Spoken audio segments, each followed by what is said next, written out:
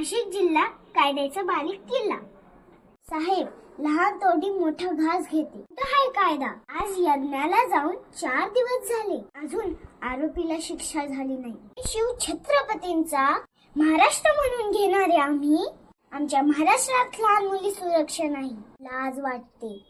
कुठं हाय छत्रपती शासन? छत्रपती शासन लागू करा, मग बघू होता बलात्कार आणि कसे होता अत्याचार.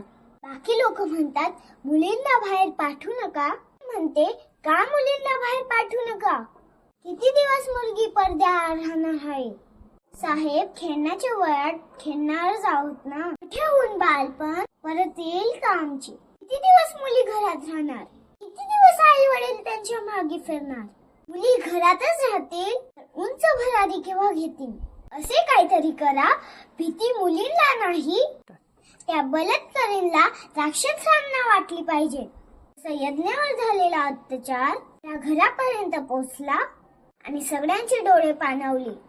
तसेच त्या राक्षसाचा शिक्षेचा व्हिडिओ घराघरापर्यंत पोहोचवा. दुसरे राक्षस थरथरले पाहिजे. कोणाची हिंमत नाही झाली पाहिजे अशा नीच कृत्य करायची. साहेब, नकोय मला कोणती योजना. मला फक्त मुलगी झाल्यावर तिच्या सुरक्षाची हमी घेणारी योजना हवी.